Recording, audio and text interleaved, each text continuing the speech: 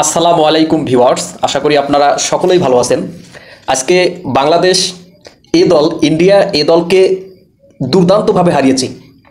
বাংলাদেশ ইন্ডিয়াকে হারানো মানে এটা অন্যরকম একটা আনন্দ বাংলাদেশ ক্রিকেটের ফ্যান ফলোয়ারদের জন্য। আজকে আমরা যারা খেলা উপভোগ করেছি, বাংলাদেশ বনাম ইন্ডিয়ার দলের খেলা আমরা যারা মোবাইলে বা টেলিভিশনে যারা উপভোগ করেছি, আজকে যারা খেলাটা দেখেছি, আজকের এই অনুভূতির কথা সত্যি এটা মুখে বলে বোঝানোর মতো না। অনেক খুশি আজকে আমরা যারা বাংলাদেশ ক্রিকেটের ফ্যান ফলোয়ার আছি, আমরা সত্যি অনেক খুশি যে বাংলাদেশ দল ইন্ডিয়া দলকে হারিয়েছে। বাংলাদেশ যে কোনো খেলায় ইন্ডিয়াকে হারিয়ে দেওয়া মানে এটা বাংলাদেশের জন্য বিশেষ কিছু। তো বাংলাদেশ দল প্রথমে ব্যাটিং করেছে। হাবিবুর রহমান সোহান 65 রান করেছেন। হাবিবুর রহমান সোহান ইদানিং দুর্দান্ত ফর্মে আছেন, প্রতিটা ম্যাচেই তিনি রান পাচ্ছেন। 46 বলে 65 রান করেছেন এবং জিসান আলম 14 বলে 26 রান করেছেন এবং জাওয়াত আবরার এই ছেলেটি একটু বেশি বল খেলেছেন, 19 বলে মাত্র 13 রান করেছেন, যেটা টি-20তে মানিয়ে নেওয়ার মতো না। আকবর আলী 10 বলে 9 রান করেছেন।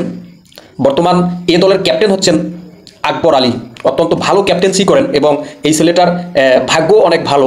আমি মনে করি যে বাংলাদেশ ক্রিকেটের যদি সাফল্যের কথা বলা হয় তাহলে বাংলাদেশের একটাই সাফল্য, সেটা হচ্ছে যে বাংলাদেশ অনূর্ধ্ব-19 বিশ্বকাপ জিতেছে।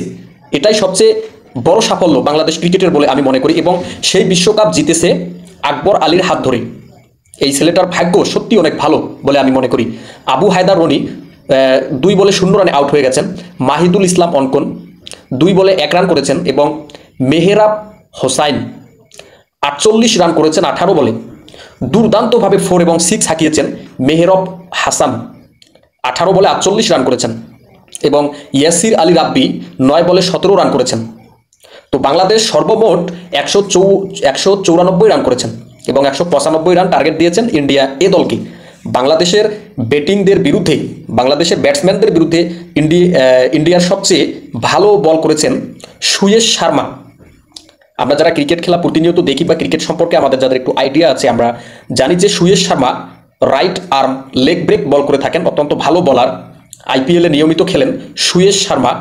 4 ওভারে 17 রান দিয়েছেন এবং একটি উইকেট নিয়েছেন। তো বাংলাদেশ টার্গেট দিয়েছিল ইন্ডিয়া দলকে 195 রান, যেটা টি-20তে অত্যন্ত একটা ভালো ইনিংস বলে আমি মনে করি। তো ইন্ডিয়ান ব্যাটাররা বাংলাদেশের বোলারদের বিপক্ষে কে কীরকম রান করেছে। সূর্যা ভাংশী, আমরা জানি যে ভাইবব সূর্যা ভাংশী দুর্দান্ত এবং মারকুটে একজন ব্যাটসম্যান। অল্প বয়সের এই ছেলেটা দুর্দান্ত খেলেন, 15 বলে 38 রান করেছেন। প্রিয়াংশ আরিয়া 23 বলে 44 রান করেছেন। নামান ধীর 12 বলে 7 রান করেছেন। নেহাল অধীরা 29 বলে 32 রান করেছেন এবং রামানদীপ সিং 11 বলে 17 রান করেছেন। আশুতোষ শর্মা 6 বলে 13 রান করেছেন। ইন্ডিয়ান ব্যাটারদের বিরুদ্ধে বাংলাদেশের কোন বলার সবচেয়ে ভালো বল করেছে? স্যাক লাইন, right arm fast medium bowl করে থাকেন স্যাক লাইন, অত্যন্ত ভালো বল করেছেন। আজকে বাংলাদেশের বলারদের মধ্যে তিনি সবচেয়ে ভালো বল করেছেন।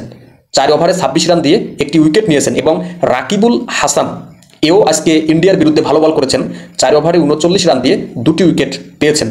তো বাংলাদেশ ইন্ডিয়ার দলের আজকের যে ম্যাচটি, এই ম্যাচটি আমরা দেখেছি, যারা আমরা জানি যে এই ম্যাচটি টাই হয়েছিল, ম্যাচটি ড্র হয়েছে, তারপরে সুপার ওভারে ম্যাচটি গড়িয়েছে। তো সুপার ওভারে ইন্ডিয়া প্রথমে ব্যাটিংয়ের সিদ্ধান্ত নিয়েছে এবং তারা ব্যাট করেছে। বাংলাদেশের হয়ে বল করেছে রিপন মণ্ডল, এক কথায় অসাধারণ। এই ছেলেটার প্রশংসা করলেও আজকে অনেক কম হয়ে যাবে। দুর্দান্ত বল করেছেন রিপন মণ্ডল, রাইট আর্ম ফাস্ট বল করে থাকেন। সুপার ওভারে ইন্ডিয়ার 2টি ব্যাটসম্যানকে আউট করেছেন 0 রান দিয়ে, কোনো রান দেন নাই, 0 রানে 2টি উইকেট নিয়েছেন এবং বাংলাদেশকে সুপার ওভারে 1 রানের টার্গেট দিয়েছেন।